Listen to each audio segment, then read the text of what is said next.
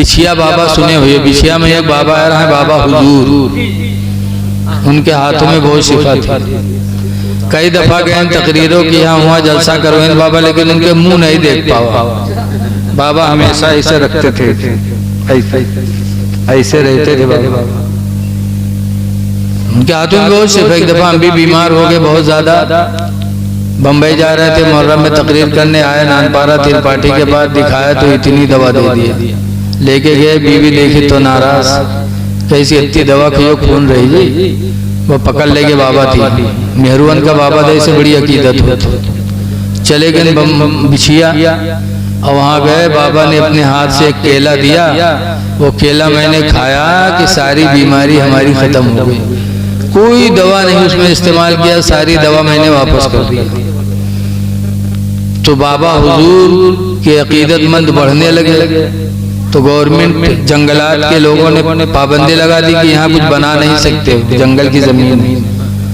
तो रायबोझा स्टेशन पे 5 बीघा जमीन उनके मानने वालों ने खरीदा, मकान बनाया, सब बनाया। फिर जलसा हुआ कि बाबा हुजूर अब बिछिया छोड़कर रायबोझा स्टेशन पे तशरीफ लाएंगे।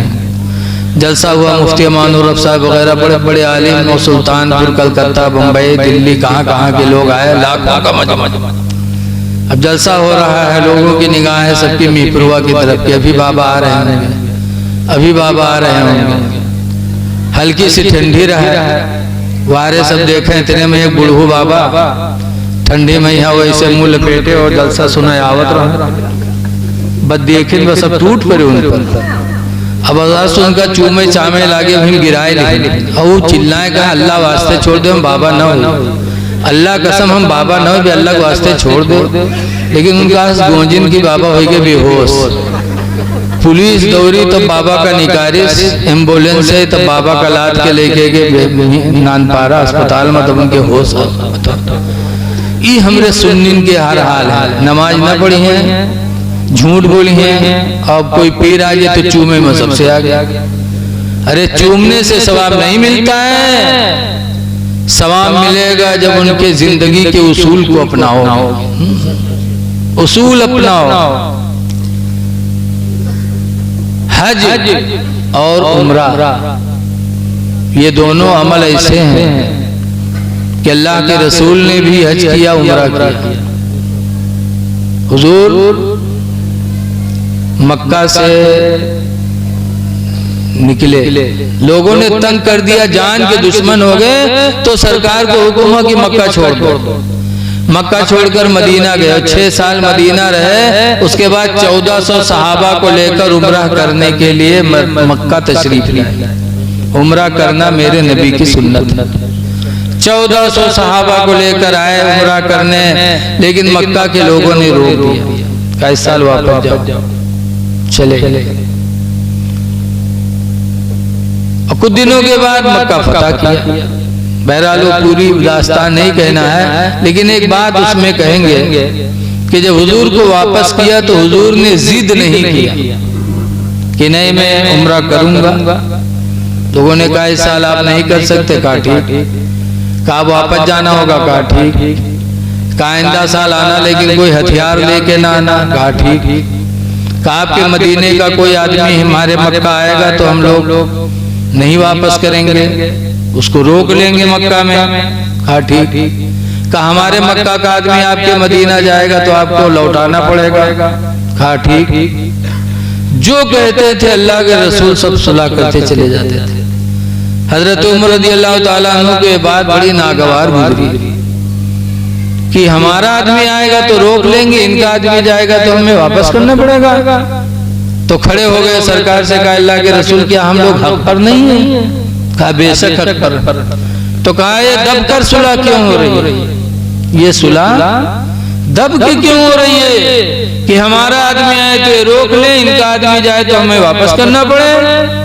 तो हजरत अबू बकर रज़ी अल्लाह अन्हु आगे बढ़े और उमर के सीने पे हाथ मारा, कहा उमर इल्जिम गरज़हू, इनके दामन को पकड़ लो, फ़इन्नहु रसूलुल्लाह, पर बेशक ये अल्लाह के रसूल है।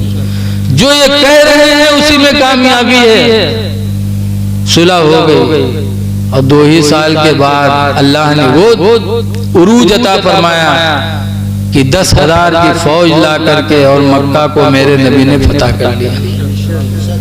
हजरत इब्राहिम बिलाल आए, काबा की छत पे चढ़े, अजान पुकारी और जैसे अल्लाह अकबर की आवाज सुनी कि सारे लोग अपने घरों से निकलकर और इस्लाम को कबूल कर लिया। पता चला कि सुलह में जीत, सुलह में आज मुकदमा हो रहा है 2 लोगों का, सुलह नहीं कर रहे हैं, कह रहे चाहे जमीन बिकाई जाए चाहे जो हो जाए। अरे नहीं, ये जीत नहीं है, जीत इसमें है कि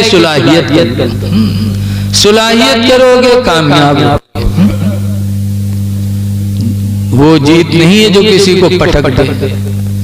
हदीस पाक में मेरे पैगंबर फरमाते लैसा शदीदु, पहलवान वो नहीं है अल्लज़ी यसरो, जो दूसरे को पटक दे, बल शदीदु, बल्कि पहलवान तो वो है अल्लज़ी यमलकु अला नफ्सिही इंदल ग़ज़बी, जो गुस्सा के वक्त अपने नफ्स पर कंट्रोल कर ले। तो मेरे नबी ने हज भी किया है और उम्रा भी किया है। उम्रा करना भी नबी की सुन्नत, और हज करना तो माल हो तो वाजिब। आज ये जा रहे हैं खुदा के मेहमान, और मेहमान की इज्जत करना ईमान की पहचान। हदीस में मन काना मिनको मोमिना, तुम्हें का जो मेहमान, जो तुम्हें का मोमिन हो, फलियकरिम दैफहु, तो चाहिए कि वो अपने मेहमान की इज्जत करे। अपने मेहमान की, खुदा के मेहमान की बदर्जे औला इज्जत। लेकिन इस जमाने में कुछ मेहमान ऐसे हैं कि अगर उनके इज्जत करे लागो तो घर से जाए नामे नहीं लेते, 10-10 दिन तक डेरा डाले रहता। जैसे एक आदमी रहा है रिश्तेदारी में जाए, बढ़िया बढ़िया खाए पावे तो वहाँ पड़ा रहा है, 10-15 दिन पड़ा रहा है, आवे 2 दिन के बाद फिर झोला लेके वहाँ पहुँच जाए। मियाँ बीवी बेचारे खवावत आजिज आई, तो दोनों एक दफा सलाह करे लाए, कहीं हाय अल्लाह, जब देखो तब झोला लिए ठाड़ रहा था, इससे कैसे छुट्टी मिली। तो मियाँ बीवी सलाह कहीं कुछ ने अब जैसे है वैसे हम तुम झगड़ा करे शुरू की थी, अल्लाह मुहाला देखी तो चला जाए, सलाह कर ली। इत्तेफाक से झोला लेके आवा, जैसे आवा वो दरवाजा खोले, अंदर पहुंचा, बहुरतिया के बर्तन उठावे, कुछ खड़बड़ाए दी, मर्दवा डांटिस, भैया हो कुछ बोली, वो कुछ बोला, दोनों तू मैं होला, वो तू मैं हो तो मारपीट चालू। अब जब मारपीट चालू औरतिया चिल्ला चिल्ला रोवे ला, तब वो सोचे इस मेहमान की, हाय अल्लाह ना हम आए हुए थे, नहीं बर्तन उठावे जात ना मारपीट हुई, शर्मान बगैरत, तो झोला उठाई चल दिया। जैसे घर के बाहर निकला वो औरतिया जो रोवत रहा है, दौड़ी और झट से दरवाजा बंद की। अब अपने आदमी से कहा था अल्लाह शुक्र है कि हम तुम प्रोग्राम में कामयाब हो गए, छुट्टी मिल गई जैसे। तो मर्दबा कहते हम बड़े होशियार हैं, देखो तुमका मारा बहुत है लेकिन चोट नहीं लगे दिया। तो औरतिया कहते हम बहुत होशियार हैं, रोई बहुत है लेकिन आंसू को नहीं निकले। तो बाहर खड़ा रहा, कहते गए हमू नहीं है, दरवाजा खोलो। हाँ, गए हमू नहीं। बताओ ऐसे ऐसे मेहमान होंगे तो आदमी कहाँ तक इज्जत करेगा। लेकिन लिखा है कि मेहमान 3 दिन से अगर ज्यादा रुके तो भी घबराओ ना, 3 दिन से ज्यादा भी अगर मेहमान रुके तो खिदमत करो, इसलिए कि अल्लाह ताला तुम्हें सदक़े का सवाब अता फरमाएगा। और सदका हदीस पाक में सदका तो तमनउ मैतत सूई, कि सदका बुरी मौत को रोक देता है। सदका करने वालों को मौत कभी बुरी मौत नहीं आएगी। सदका बड़ी प्यारी चीज है। रसूलुल्लाह सल्लल्लाहु अलैहि वसल्लम की 9 बीवियां थी, 9 बीवियां एक वक्त में जिंदा थी। एक दिन सरकार के पास बैठी थी तो कहने लगे अल्लाह के रसूल, दुनिया में हम सब आपके साथ हैं, आखिरत में हम में से सबसे पहले आपकी मुलाकात किससे होगी? तो कहा जिसका हाथ लंबा होगा। अच्छा हुजूर ये कहे चले गए। बीवियों ने अपना हाथ आपस में नापना शुरू किया। देखिए तोर हाथ कत्ता लंबा हो गया, हाथ कत्ता लंबा है, और नापा। थोड़ी देर बाद सरकार आए तो देखा कि हजरत आयशा रो रही, हजरत उम्मे सलमा भी रो रही। हुजूर ने पूछा क्यों रो रही? कहे अल्लाह के रसूल आपसे पूछा गया था कि कयामत में सबसे पहले आपकी मुलाकात किससे होगी, तो आपने बताया था कि जिसका हाथ लंबा होगा। आपके जाने के बाद हम लोगों ने आपस में हाथ नापा तो सबसे लंबा हाथ हजरत सौदा का निकला है।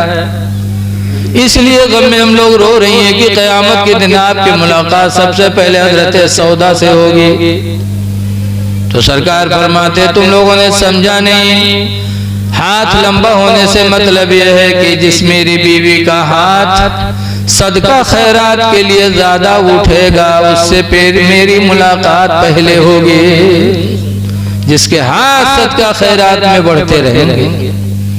ऐ लोगों, अल्लाह तौफीक दे तो सदका करते रहो, सदका से मौत भी अच्छी मिलेगी और सदका से बलाएं भी दूर होंगी।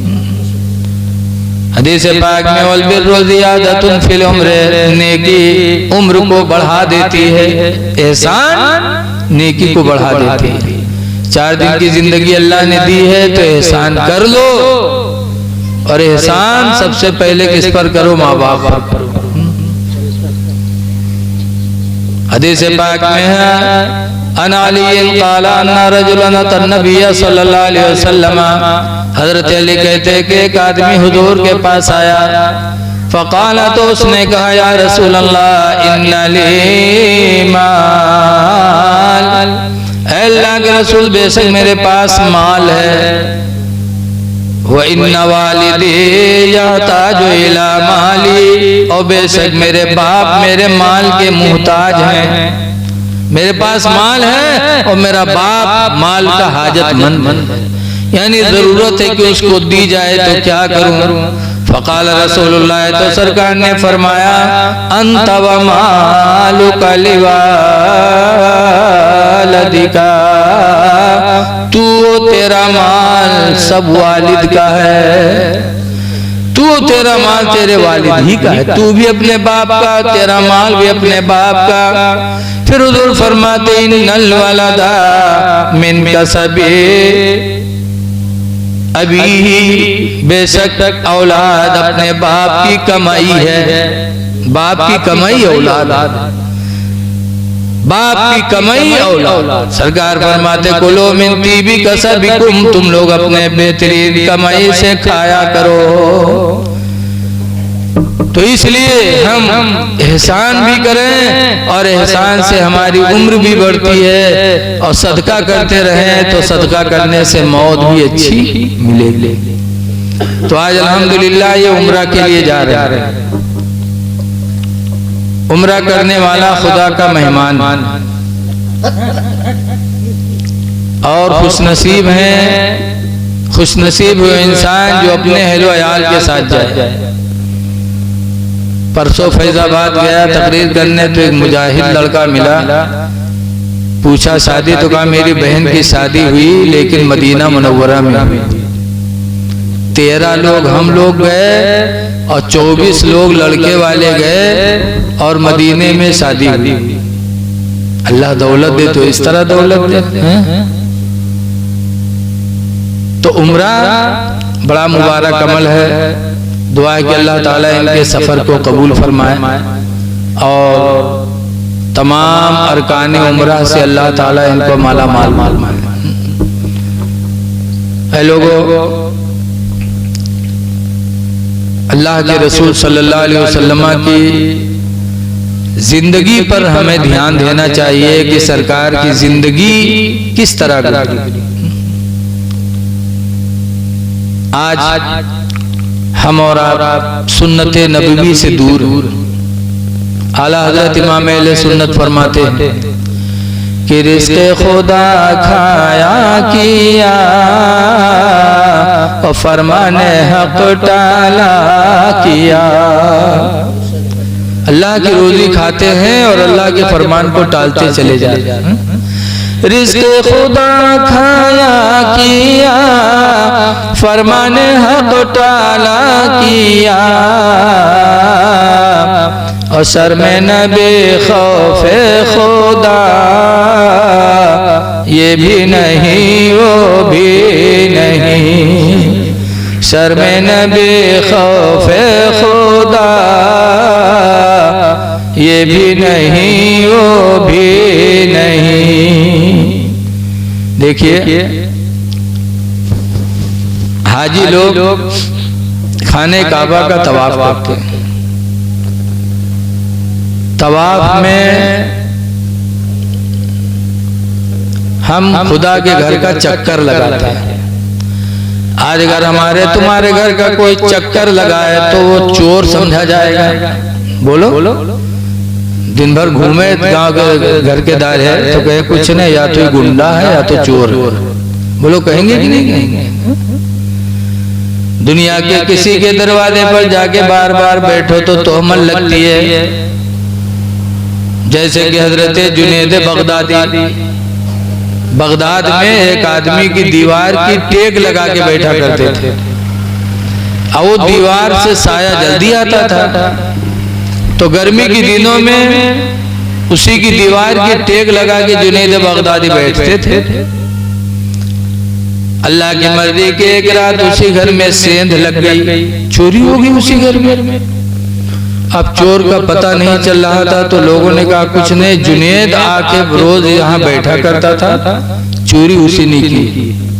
तो जुनैद पकड़े गए, और जब जुनैद पकड़े गए काजी के दरबार में हाजिर किए गए तो काजी ने कुरान का फैसला सुनाया, अस्सारिक़ु वस्सारिक़तु, चोट्टा और चोटिन, फ़क़्तउ अयदियहुमा, अगर पकड़े जाए तो दोनों के हाथ को काट डालो। है जुनैद बगदादी अब तुम्हारा हाथ काटा जाएगा। हजरत जुनैद बगदादी के हाथ काटने का वक्त आ गया। तब जुनैद बगदादी ने आसमान की तरफ निगाह उठा के एक बात कही थी, कुरान की एक आयत पढ़ी थी कि अल्लाह तेरा ही कुरान में फरमान है, लाया बशोदा इज़ा मादू, कि तूने ही कहा है कि कोई गवाही देने से इनकार न करे। जब किसी मुकदमे में किसी मामले में गवाह बनो, फिर गवाही देने का वक्त आए तो इनकार न करो कि हम नहीं जाएंगे। मना है इस्लाम में। सच्चे गवाह बने हो तो गवाही देने के लिए जाओ। अल्लाह तूने कहा लाया बशोदा इज़ा मादू, कोई गवाही इनकार न करे गवाही देने से। अल्लाह मैंने चोरी नहीं की है, तू ही गवाह है, इसका मेरा कोई गवाह नहीं है। अल्लाह तू गवाह है मैंने चोरी नहीं की, और तेरा ही हुक्म है कि गवाही देने से इनकार न करे। अल्लाह गवाही दे दे कि मैं चोर नहीं। जुनैद बगदादी ने जैसे ही आयत पढ़ी, इतने ही में एक नौजवान दौड़ता हुआ चिल्लाता हुआ आ रहा, आवाज दे रहा है कि काजी जुनैद का हाथ न काटो, हाथ मेरा काटो, चोर मैं हूँ, जुनैद ने चोरी नहीं की है।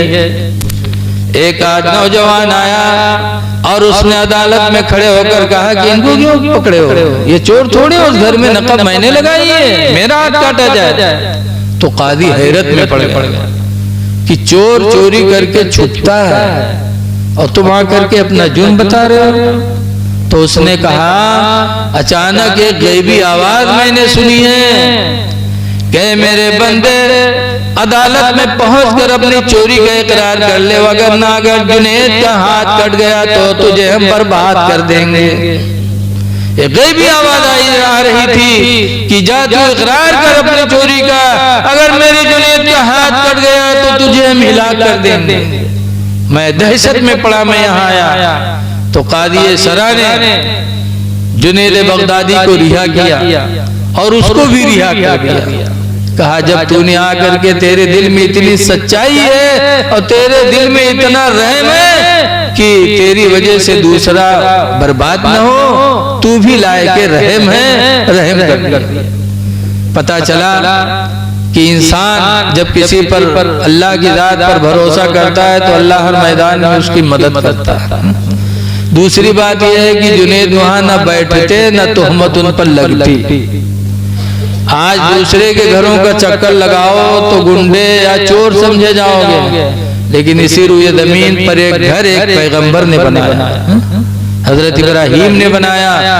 तो वो घर ऐसा है कि उसका तवाफ करो तो खुदा राजी हो जाए, उसका चक्कर लगाओ तो लोग तुमको हाजी कहते हैं, उसका चक्कर लगाओ तो तुम्हारे गुनाह माफ हो जाए। ऐ लोगों, मक्का मदीना वो दयार है कि इससे बढ़कर हम मुसलमानों के लिए कोई बरकत की जगह नहीं है। इसीलिए मदीने में भी जाने की दुआ मांगो। मदीना वो मुबारक जगह है। आला हज़रत इमाम अहले सुन्नत फरमाते हैं कि तैबा में मर के ठंडे चले जाओ आँखें बंद, तैबा में मर के ठंडे चले जाओ आँखें बंद, और सीधी सड़क ये शहर शफाअत नगर की है, सीधी सड़क ये शहर शफाअत नगर की है। अल्लाह ने हमको आपको पैदा किया ताकि हमारे आपके आमाल का वो जायजा ले कि हमें तुम्हें अमल के एतबार से अच्छा कौन हो। तो अल्लाह दौलत दे तो खुद जाओ उम्रा करो, अपनी बीवी को भी लेके जाओ। लेकिन कुछ ऐसे हैं, बहुत सी हमारी माँ बहनें ऐसी हैं कि अगर उनसे कहा तो कहते हैं हाँ तू ही ले ले जन्नत, तो का बहुत जरूरी है। हम न जी नेपालगंज में एक भट्टा वाले हैं, हज के लिए उन्होंने इरादा बनाया और जलसा कराया, मुझे बुलाया। बहुत मौलाना थे, 3 बजे मेरा नंबर आया। आज तो मौलाना अनवारुद्दीन साहब का बड़ा करम है कि इन्होंने लाया और मुझे फौरन बिठा दिया। 3 बजे नंबर आवा तो हम पड़े रहे थे। देखा कि 3 बजे रात की एक बुढ़िया कहूँ गिलास उठावे, कहूँ जग उठावे, खानदान रहा था, खानदान में बर्तन इधर उधर पड़े रहा था। तो कहूँ गिलास बटोरे, कहूँ जग बटोरे, कहूँ प्लेट उठा, खुद दौरी घूमे। तो हम रुक रहे, तो हम कहें तुम कहाँ रहा तो बूढ़ी अम्मा? तो कहें मौलाना भैया उन बूढ़ू हज करे जाते हैं, उनकी बीवी हुई है। तो हम कहें तुम हो जाता? कहे नहीं भैया हम नहीं जाते। हम कहें का है? भट्ठा चला थे, कहूँ गरीब थोड़ा पैसा तो है लेकिन हम बीमार रहे थे, चले फिर इस मजबूर हम कहें तोबा तोबा, 3 बज के दुनिया सोए के तुमका नियम नहीं है। तुम गिलास और जग उठावा तो खुद को दौरी घूमत हो, और खुदा के घर जाने के लिए तुम बीमार हो। एक औरत जब खाने काबा के तवाफ के लिए निकला करती है, हजरत आयशा सिद्दीक़ा रज़ी अल्लाह ताला अन्हा रसूलुल्लाह की बीवी हैं, इन्होंने जिहाद की इजाजत मांगी सरकार से। हजरत आयशा ने कहा अल्लाह के रसूल, मर्द लोग अल्लाह के राह में निकल कर जिहाद करते हैं, हमें भी इजाजत दे दो, हम भी अल्लाह के राह में जिहाद करूंगी। तो सरकार ने फरमाया ऐसा जिहाद न करो, जिहाद कुन्नाल हज्जुल मबरूर, तुम सबका जिहाद तो हज मकबूल है। हज कर लो यही तुम्हारे लिए जिहाद है, उम्रा करो यही तुम्हारे लिए जिहाद है। खुश नसीब है औरत जो अपने शौहर के साथ यह मुबारक सफर करे। सफर ये सब इश्क की बुनियाद है, जिसके दिल में इसके रसूल होगा वही ये सफर करेगा। आला हजरत जा रहे थे अपनी अम्मी अब्बू के साथ हज करने, और बैठे नाते नबी लिख रहे थे कि वहां जाऊंगा पढ़ूंगा। उनकी महकने दिल के गुंजे खिला दिए, जिस राह चल दिए हैं कूचे बसा दिए। नात लिख रहे थे जहाज गड़बड़ हो गया, ऐलान हो गया कि लोग अपने अपनी तैयारी करें, जहाज पानी में डूबने वाला है। अपने अपनी मौत की तैयारी करें, पानी जहाज मौज में फंस गया है। आला हजरत की माँ घबराती हुई आला हजरत के पास आई, देखो लिख रहे। कहा बेटा क्या कर रहे हो? ऐलान हो गया तैयारी करो, जहाज मौजों में नजर होने वाला है, मौत आने वाली है। आला हजरत इमाम अहले सुन्नत ने जब सुना तो उसी में एक शेर लिखा था मदीने की तरफ करके, या रसूल अल्लाह आने दो या डिबो दो अब तो तुम्हारी जानिब, आने दो या डिबो दो अब तो तुम्हारी जानिब, और कश्ती तुम्ही पे छोड़ी लंगर उठा दिए, कश्ती तुम्ही पे छोड़ी। इसके रसूल बहुत बड़ी दौलत है। हवाला हजरत इमाम अहले सुन्नत ने जैसे शेर उसमें जोड़ा कि आने दो या डिबो दो अब तो तुम्हारी जानिब, कश्ती तुम्ही पे छोड़ी लंगर उठा दिए हैं। जैसे आला हजरत इमाम अहले सुन्नत ने शेर जोड़ा वैसे अल्लाह का करम हुआ कि मौज खत्म हो गया और जहाज को निजात मिल गई, जहाज समंदर के किनारे पहुंच गया। जब इश्क होता है तो इश्क में बड़ा असर रहता है। आज मुसलमान कहता है कि हम आशिक हैं, लेकिन मुसलमान खाए पिए के आशिक, अल्लाह रसूल के कहाँ आशिक। एक सफर में 3 लोग निकले, एक ईसाई, एक यहूदी और एक मुसलमान। तीनों सफर में निकले।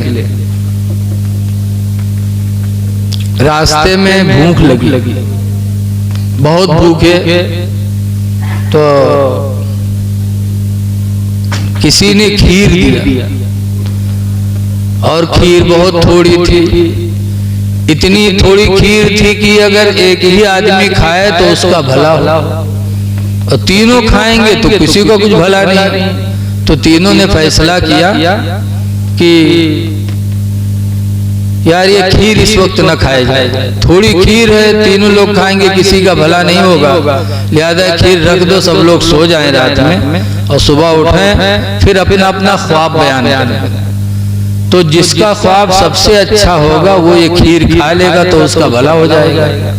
तो तीनों मीटिंग कई दिनों खीर रख दी और तीनों सोई गए कि बढ़िया ख्वाब देखा जाएगा, बयान किया जाएगा, जिसका ख्वाब अच्छा होगा उसको खीर मिलेगी खाने की। तो ईसाई जल्दी सोएगा कि जल्दी ख्वाब देखे, और यहूदी भी जल्दी सोएगा वो कि हम जल्दी ख्वाब देखें। लेकिन मुसलमान बगैर खाए कहाँ सोएगा। यहूद आँखें बंद कर ली और खो खो बजा करेला, और वो दोनों सोए गए। जब जानिश की दोनों सोए गए, वो उठा बढ़िया कुल्ली की और खीर खाए, फिर आराम से सोआ। अब जब सुबह हुई तो वो दोनों तो जल्दी उठ गए कि ख्वाब बयान किया जाए, सबको जिसका अच्छा ख्वाब होगा वो खीर खाएगा। और वो काहे उठे, उसके कौन मकसद उठेगे, ऊपर फों करे सुबह, तो दोनों उठेंगे, उठ तो ख्वाब बयान किया जाए, जिसका ख्वाब अच्छा खीर खाए। तो उठा मिलावट मुसलमान, तो यहाँ भी ख्वाब बयान करो। तो ईसाई ने कहा कि आज मैंने ख्वाब देखा कि मेरे पैगंबर हजरत ईसा अलैहिस्सलाम तशरीफ लाए और उन्होंने मुझे आसमानी अव्वल का सैर कराया, आसमानी दोम का सैर कराया, तीसरे आसमान का सैर कराया, फिर चौथे आसमान पर भी मुझे लेकर के गए। लिहाजा मेरा ख्वाब बहुत बेहतरीन है, वो खीर मैं खाऊंगा। तो यहूदी से मुसलमान के भाई तुम बताओ। तो यहूदी ने कहा मेरे भी ख्वाब में मेरे पैगंबर तशरीफ लाए, हजरत मूसा अलैहिस्सलाम जो छठे आसमान पर रहते हैं, वो आए, कहा चल मेरे साथ आज तुझे मैं आसमानों का सैर कराता हूँ। तो हजरत मूसा अलैहिस्सलाम मुझे छठे आसमान पे लेके गए। तो ईसाई से कहा तुम चौथे आसमान पे थे और मेरे पैगंबर मुझे छठे आसमान पे लेके गए, इसलिए वो खीर मैं खाऊंगा, मेरा ख्वाब तुमसे ज्यादा बुलंद है। तो कहने अच्छा। तो मुसलमान से कहें भाई तुम अपन ख्वाब बयान करो। मुसलमान ने कहा मैं जैसे सोया मेरे पैगंबर हजरत मोहम्मद सल्लल्लाहु अलैहि वसल्लम आए और कहा उठ उठ, सुबह तुझे रोजा रखना है, सेहरी नहीं करेगा, उठ जल्दी सेहरी कर ले। तो मेरे पैगंबर ने मुझे जगाया, मैंने सेहरी किया, रोजा की नियत कर ली, तो सो गया। तो कहें सेहरी में क्या खाए? कहें क्या खाता? खीर के अलावा और कुछ था? तो कहा खीर खा लिया। कितना खाया? कहा कितना क्या, थोड़ी थी ही, उसमें कितने की क्या बात है? तो कहा अरे यार तुम बहुत बड़े बेवफा, कम से कम लोगों को जगा लेते, थोड़ा भी खा लेते। कहा बहुत बेदा, बहुत आवाज लगाया, बहुत चिल्लाया, लेकिन तुम चौथे आसमान पर रहे, छठे आसमान पर रहे, कत्ता चिल्ले, चिल्ला चिल्ला हालत खराब हो गई। हमारे शहरी के टाइम निकला जाता रहे तो मुड़ के खा लिया। पता चला कि मुसलमान आमाले सालिहा में तो पीछे रहता है, लेकिन खाने में पीछे नहीं रहता है। लोगों, खाने के लिए नहीं पैदा हुए हो, इबादत के लिए पैदा हुए हो। अल्लाह ने हमको तुमको इबादत के लिए पैदा किया है, तो 4 दिन की जिंदगी में जितना ज्यादा से ज्यादा हो सके अल्लाह को राजी कर। खुदा जाने किस वक्त मौत आ जाए। हिंदुस्तान जब आजाद हुआ तो उसमें 16,000 आलिम शहीद हुए थे। कितने आलिम शहीद हुए? हिंदुओं और मुसलमानों ने मिल करके जंग आजादी लड़ी, 16,000 आलिम शहीद हुए। उसमें एक मौलाना थे किफायतुल्लाह मुरादाबादी, मुरादाबाद के, उनको अंग्रेजों ने फांसी दिया था। जब फांसी पे चढ़ा है तो कहा था मौलाना किफायतुल्लाह कोई ख्वाहिश हो तो बताओ। कहा एक ख्वाहिश है मेरी। कहा क्या? कहा कागज और कलम दे दो। कागज और कलम अंग्रेजों ने दिया। तब मौलाना किफायतुल्लाह ने जाते जाते फांसी के फंदे पे लिखा था, क्या लिखा था? कि कोई गुल बाकी रहेगा ना चमन रह जाएगा, कोई गुल बाकी रहेगा ना चमन रह जाएगा, एक रसूलुल्लाह का दीने हसन रह जाएगा, एक रसूलुल्लाह का दीने हसन रह जाएगा। हम सफीरो बाग में हैं, कोई दम के चहचहे, हम सफीरो बाग में हैं, कोई दम के चहचहे, बुलबुलें उड़ जाएंगी सोना चमन रह जाएगा, बुलबुलें उड़ जाएंगी सोना चमन रह जाएगा। वतुल सो कम ख्वाब की पोशाक पे नादान हो, अतुल सो कम ख्वाब की पोशाक पे नादान हो, इस तने बेजान पर खाले कफन रह जाएगा। एहसान करो। हजरत अमीर हमजा जब जंगे बदर में शहीद हो गए, जंगी उहुद, तो हजरत अमीर हमजा की एक लड़की थी, मक्का में रहते थे, यतीम हो गई थी। जब सरकार उम्रा के लिए आए, हजरत अली आए, तो हजरत अमीर हमजा की लड़की साथ में चल पड़ी। कहा अल्लाह के रसूल मुझे ले चलो मक्का से। हुजूर उम्रा करने गए थे, लेकिन हजरत अमीर हमजा की यतीम लड़की जब चली तो हजरत अली के साथ मदीना आई। जब मदीना आई तो यतीम लड़की की परवरिश करने के लिए हजरत अली ने कहा अल्लाह के रसूल ये लड़की हमें दे दो, इसकी परवरिश हम करेंगे। हजरत ज़ैद आगे बढ़े, ज़ैद कहते हैं अल्लाह के रसूल ये लड़की हमें दे दो, इसकी परवरिश हम करेंगे। हजरत जाफर आगे बढ़े, जाफर कहते हैं अल्लाह के रसूल ये लड़की हमें दे दो, इसकी परवरिश हम करेंगे। क्या जज्बा था सहाबा के अंदर एहसान का, एहसान का जज्बा सहाबा के अंदर कितना था।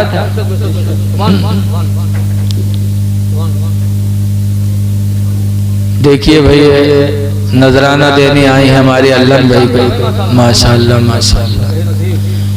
ठीक है, देखे जल्दी जाओ, हमारी बात अधूरी हुई जा रही है। दरूद शरीफ पढ़ लीजिए। सल्लल्लाहु अलैहि वसल्लम सलातो व सलाम अलैका या रसूल अल्लाह सल्लल्लाहु अलैहि वसल्लम। तो जब झगड़ा होने लगा 3 लोगों में, तो हुजूर ने फरमाया अली तुम्हारे लिए काफी है कि तुम मेरे भाई हो, तुम मेरे भाई हो, यही दर्जा तुम्हारे लिए काफी है। ज़ैद से कहे ज़ैद तुम्हारे लिए यह काफी है कि तुम मेरे कुर्बत में रहते हो, मेरा कुर्ब तुम्हारे लिए काफी है। और जाफर की बीवी इस लड़की की सगी खाला है, और माँ के बाद औलाद पर रहमदिल खाला से ज्यादा कोई नहीं। माँ और माँ के बाद अगर बच्चों पर कोई रहमदिल होता तो खाला होती है। जाफर की बीवी अमीर हमजा की लड़की की खाला है, लिहाजा बेहतर है कि ये लड़की जाफर को दी जाए और जाफर इसकी परवरिश करे। जो शफकत इनकी बीवी इस पर कर सकती है कोई दूसरी नहीं कर सकती। सरकार ने हजरत जाफर को इनायत कर दिया अमीर हमजा की लड़की को। लोगों, इससे एक हम अंदाजा लगाने के लिए हमने वाकया रखा कि आज हम सिर्फ अपने बच्चों को जानते, दूसरे बच्चों पे रहम करना नहीं जानते। देखा ये 4 बच्चे खेला थे, हम लोग लड़का खेला थे, हम पहुंचे 2 रुपये हमने लेकर दे दिए। अरे वो दूसरे बच्चों का दिल क्या कहेगा?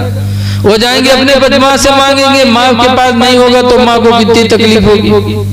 बहुत से पहुंचे, अपने लड़का केला पकड़ा दी, अब वो सब लड़कों के सामने खा रहा है, दूसरे बच्चे मुंह देख रहे हैं। कोई बच्चा गया अपनी माँ से जिद कर लिया कि नहीं अम्मा केला दो, हमें केला दो, तो माँ को कितना दुख होगा बोलो। इसलिए शरीयत कहती है कि अगर बच्चों को देना है सबको तो सबको दो, और नहीं देना तो अपने बच्चों को भी मत दो, अपने बच्चे को घर में बुला के लाके खिलाओ। बच्चों पे अक्सा रहम करो, बच्चों के साथ रहम दिल बनो। इसीलिए हजरत उमर फारूक आजम रज़ी अल्लाह ताला अन्हु ने एक शख्स को गवर्नर बनाया और पर्चा लिख के दे दिया कि फला सूबे के तुम गवर्नर हो। वो पर्चा लिए चले, इतने में एक छोटा लड़का आ गया। जब छोटा लड़का आया, हजरत उमर ने देखा किसी का बच्चा था, उठा लिया, गोदी में प्यार किया। तो गवर्नर साहब पलट पड़े, कहा अमीरुल मोमिनीन अजीब हालत है आपकी, पता नहीं किसका बच्चा आपने गोदी ले लिया। हमारे तो 10 बच्चे हैं लेकिन किसी बच्चे को मैंने गोदी नहीं लिया। हजरत उमर ने उनसे कहा पर्चा ला, गवर्नरी का पर्चा लिया और हजरत उमर ने उसको फाड़ के फेंक दिया। कहा तुम गवर्नर के लायक नहीं हो। जब तुम्हारे दिल में तुम्हारी औलाद के लिए रहम नहीं है तो अल्लाह के बंदों पे तुम्हें रहम कब आएगा? गवर्नर वही बन सकता जो रहम दिल हो।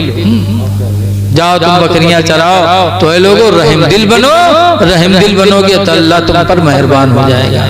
दुआ करो कि अल्लाह ताला इस सफर को मुबारक फरमाए और हज को अल्लाह ताला कबूल फरमाए। देखिए एहसान करो, माँ बाप पर करो, भाई बहनों पर करो, औरतों पर भी करो। कुरान में हुक्म अल्लाह फरमाता है आशिरूहुन्ना बिल मारूफ, औरतों के ऊपर अच्छा सलूक करो, औरतों के साथ एहसान करो, क्योंकि ये कम अक्ल है। कम अक्ली की बुनियाद पर इनसे खताएं होगी, लेकिन इनकी खताओं की तरफ न जाओ बल्कि इनके ऊपर अपना एहसान करो, हुस्ने सलूक करो। अल्लाह के रसूल सल्लल्लाहु अलैहि वसल्लम की जिंदगी हमारे तुम्हारे लिए नमूने अमल। सरकार के निकाह में 11 बीवियां थी, लेकिन सरकार कितना अच्छा उसने सलूक करते थे। एक दफा हज़रत सौदा रज़ी अल्लाह ताला अन्हा के दरवाजे पर किसी ने जाके कह दिया कि सौदा रसूलुल्लाह ने तुमको तलाक दे दिया। जैसे सुना सौदा धाड़ मार के रोने लगी। सरकार इत्ते में वापस आए, पूछा सौदा रो रही हो? कहा अल्लाह के रसूल कौन सी गलती हो गई कि आपने सौदा को अपने निकाह से जुदा कर दिया, तलाक दे दिया? कहा सौदा किसने कहा? मैंने तो तलाक नहीं दिया। तो सौदा को राहत मिली। फिर सरकार फरमाते हैं सौदा मैंने तलाक नहीं दिया, लेकिन अगर दे दो तो तुम्हें रोना नहीं चाहिए, क्योंकि तुम बूढ़ी हो चुकी हो, इतनी बूढ़ी हो चुकी हो कि इस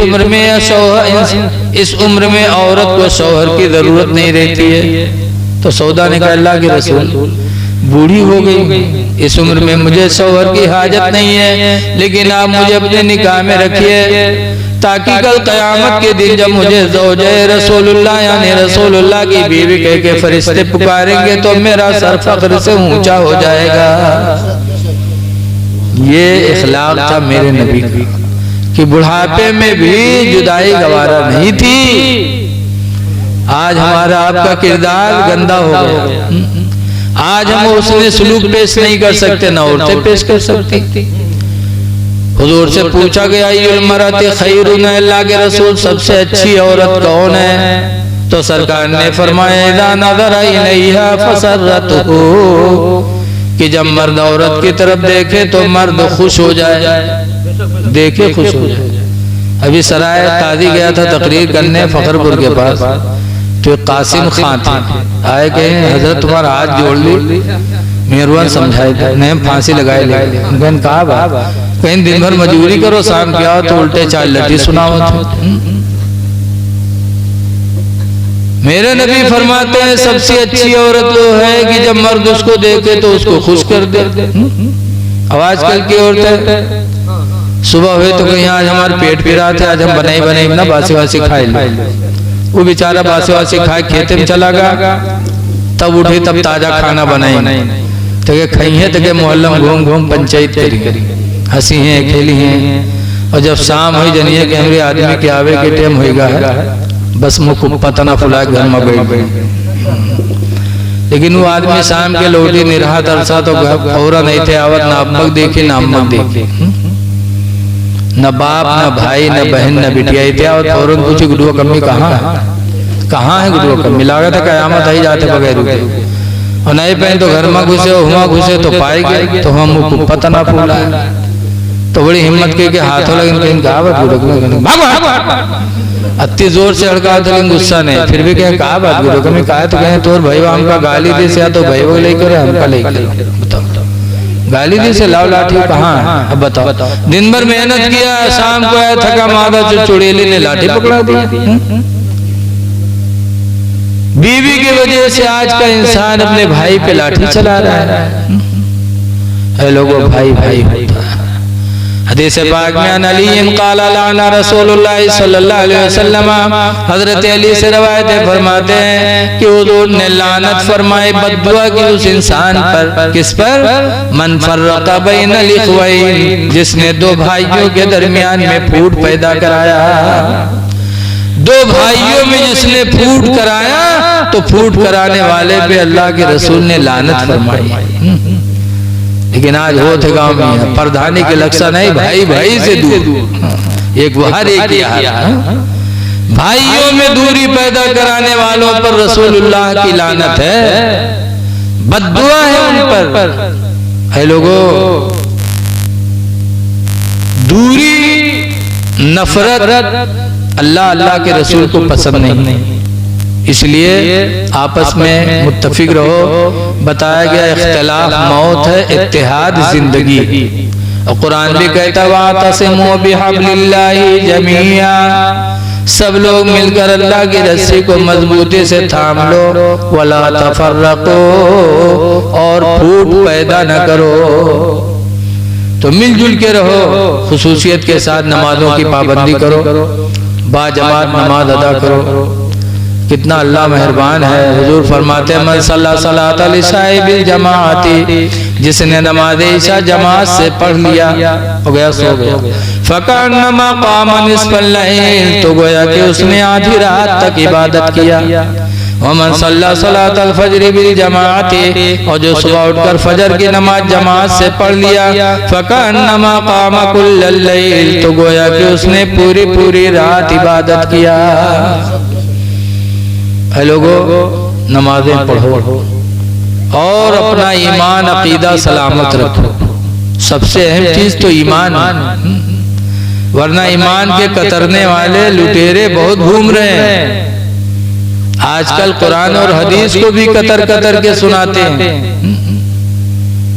जैसे कि एक जगह तकरीर कर रहा था, कहा भाइयों नमाज पढ़ो, नमाज पढ़ रहे तो एक साहब खड़े हुए कहीं, कहा मौलाना साहब नमाज बरकत हो, कुरान में तो लिखा है अय्युहल्लज़ीना आमनू ला तक़रबुस सलाह, के ईमान वालों नमाज के करीब न जाओ। कुरान में तो है कि ईमान वालों नमाज के करीब न जाओ, तुम कहा तो नमाज पढ़ो, नमाज पढ़ो। अब बर्बाद करना है तो आधी आयत याद करा दिया किसी ने। हमने कहा भैया और आगे पढ़ो, तो कहते कहो मौलाना हाफिज हो रहो।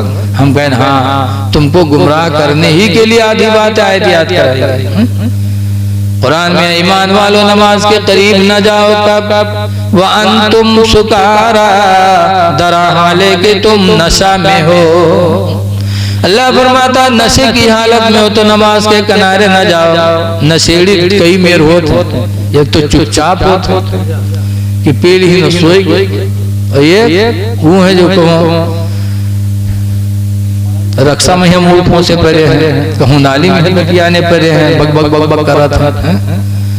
नशा में हो तो नमाज के किनारे न जाओ, क्योंकि नशा में तुम अल्लाह जाने क्या बकोगे। लेकिन बर्बाद करने के लिए आधी आयत याद करा दी। ऐसे एक जगह तकरीर कर रहा था कि हाजी सफात कराएगा 400 लोगों की, अजान देने वाला जितने लोगों की सफात कराएगा जितने लोग उसके अजान की आवाज सुनेंगे। लेकिन आज अजान लोग न दें, अजान का बड़ा दर्जा है। हदीस में मन अज़ाना, जिसने अजान पढ़ी फकुतिबा लहू बराअतुम मिनन नार, तो उसके लिए जहन्नम से निजात का परवाना लिख दिया जाता है। अजान पढ़ा करो मस्जिदों में। लेकिन आज जब तक जवानी रहे तो कौन मुर्गी चुराई है, कौन लकड़ी चुराई, और जब बुढ़ाए जाए कोई काम लाएंगे नहीं तब नमाज सुधरी। ऐसे नमाजी इमाम पर मुसीबत बना पछलारे पहुंच जाएंगे। मौलवी ओ मौलवी गई बहुत चर्बी आएगा का भगाने वाला। अरे तुम बुढ़ापा की वजह से नहीं नींद आ रही है तो पहुंच गए हो तो अल्लाह अल्लाह करो बैठ करके। अगर अजान का वक्त आया तो अजान वजू बना के अजान दे दो, अल्लाह का शुक्र अदा करो कि खुदा के घर में आज हाजिरी मेरी पहली नसीब हो गई। एक अजान देने वाला कयामत के दिन इतने लोगों की शफाअत कराएगा जितने लोग उसकी अजान की आवाज सुनेंगे। तो रसूल क्यों नहीं शफाअत कराएंगे? तो एक वहाबी टाइप के आदमी खड़ा हुआ, कहा मौलाना साहब कुरान में तो लिखा मंजल जी इसको। हम कहा मंजल जी इसको कहा मतलब कहीं कोई शफाअत ना करे। हम कहा आगे और पढ़ो, कहीं आगे हाफिज हो रहो। हम कहा हाँ, तुमको गुमराह करने के लिए आधी बात रटाई गई है, पूरी बात पढ़ो। अल्लाह फरमाता मंज़ल्लज़ी यशफ़अ इंदहु, कौन है जो खुदा के नजदीक किसी की शफाअत करे, इल्ला बिइज़्निही, मगर खुदा की इजाजत से। अल्लाह जिसको इजाजत देगा वो शफाअत कराएगा, बगैर अल्लाह की इजाजत के कोई बोल भी नहीं सकता। तो अल्लाह जिसको अच्छा समझेगा उसी को तो इजाजत देगा। लेकिन आधी आयत याद करा करा के लोगों को इस वक्त बहकाया जा रहा है। ईमान बचाना बहुत जरूरी है। अरे दुनिया के सामान काटे लगा तो सामान की हकीकत चली जाए, वो तो ईमान है। मौलाना अब्दुल मुस्तफा आज़मी अलैहि रहमा लिखते हैं कि एक नवाब साहब थे, ससुराल से दावत आई, पैजामा रहा गड़बड़ तो गए नवा कपड़ा ले आए कि लो पैजामा बनवाए। तो कपड़ा लेके आए, गए दर्जी के पास, तो दर्जी बड़ा ईमानदार रहे, जितना कपड़ा रहे सबके पैजामा बनाए दिए। आजकल दर्जी चोर थोड़ा रहा है। आजकल दर्जिन घरे चले जाओ, बात दर्जिन के तो रजैया बिछौना एक कपड़ा ना पई, दुनिया में जितने रंग हुई है सब गिन लो। लेकिन वो दर्जी बड़ा ईमानदार है, जितना कपड़ा रहा सबके पैजामा बनाए दिए। अब नवाब साहब लेके आया, खुशी का ठिकाना नहीं, जल्दी नहाए, नहाए के बाद पैजामा पहने तो पंजा वंजा सब गायब। तो माथा पीट गए, हाय अल्लाह दर्जी तो बर्बाद कर दी, सबका करे। तो निकाल के पैजामा बीवी के पास ले गए। बीवी 65 साल की फुर्रायत बूढ़ी है। नवाब साहब ने कहा दर्जी ने पैजामा लंबा कर दिया, तुम्हारे मैका जाना है, लिहाजा 4 अंगुल काट के तई के सिल दो। तो बुढ़िया कहते रखो यार पैजामा, काम करी कि तुम्हारा पैजामा सिल। लेकिन बेचारे के तवाजा के शौक ससुराल के तो पतोइया थी गए, उसे कहे लग वो 14 सदी पतोइया कब सुने वाली, वह गुर्राई पड़ी। रखो अब्बा, काम करी कि तुम्हारा पैजामा देखे। लेकिन वो शौक नहीं माने, लेके कि बिटियावा थी बिटिया बस कहीं तो कहीं अब्बा पगली आएगी होगा, सवेर न हो रखो सब देखा जाएगा। लेकिन फिर बिचरो माने नहीं तो बहनिया के यहाँ गया, बहनिया से कहीं तो बहनियों के भाईजान कहा तुम हूँ अजीब आदमी हो, काम किया जाए रात होगी कि पैजामा काटा जाए, रखो आर्तन देखा जाइए। चारों जगह नहीं काम बना तो बेचारे ले गए कि खूंटी पर पैजामा टांग दे। रात में खाए के नवाब साहब सोए गए, घर भर सोए गए। जब सब सोए गए थोड़ी देर बाद बीवी की आंख खुली तो कैसा हमारा आदमी हमका इतना मानत जानत है, अब तनिक काम कैसे हम नहीं कि हमारे आदमी का कत्था दुख हुआ हो। बीवी उठी गई, खूंटी से पैजामा उठाई और 4 अंगुल काट के उसी के टांग दे, सोए गए। थोड़ी देर बाद पतुआ जाग तो कैसा हमारा ससुर हमका इतना मानत जानत है और तनिक काम कहीं हम नहीं किया, हमारे ससुर का कत्था दुख हुआ हो। पतोहिया उठी गई, खूंटी से पैजामा उठाई और 4 अंगुल काट के सी के टांग दिए, सोए गए। थोड़ी देर बाद बिटिया जाग तो बिटिया कैसा हमारा अब्बा हमका अच्छा चाहत है और थोड़ा काम कहीं हम नहीं किया, हमारे अब्बा कत्ता तकलीफ है। तो बिटिया उठी गई, खूंटी से पैजामा उठाई और 4 अंगुल काट के सी के टांग दिए, सोए गए।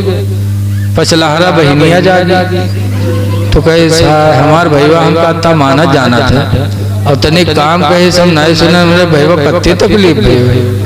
वो बहनिया उठी गई, खूंटी से पैजामा उठाई और 4 अंगुल काट के सी के टांग दी। अब सुबह है तो नवाब साहब की बीवी कहा थे जाओ पैजामा पहन लो सी दिया।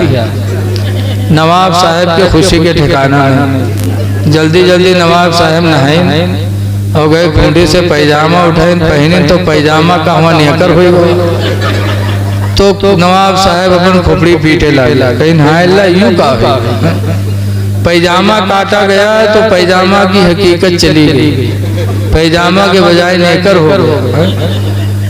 आयतें कतरी जाएंगी तो ईमान कहाँ रह जाएगा। इसलिए लोगों ये दौर बड़ा नाजुक है, मोबाइल पे तरह तरह की बातें आती रहती हैं, बात अपनी लिखते हैं, नाम हदीस देते हैं, कुरान का देते हैं, लिहाजा उस पर गुमराह ना हो। जब ऐसी बात सुनो तो अपने इमाम से राब्ता करो, अपने मदरसे के मुदर्रिस से राब्ता करो, उनको मालूम होगा तो बताएंगे, वरना अपने ऐसे अच्छे किसी आलिम से मालूम करके तुमको सही रास्ता बताएंगे। मोबाइल अच्छी भी चीज है, गुमराह करने वाली भी चीज है। अल्लाह ताला हमको आपको दुनिया के फितनों से बचाए और इस होने वाले सफर को अल्लाह मुबारक फरमाए। खड़े हो जाइए, सलातो सलाम पढ़िए।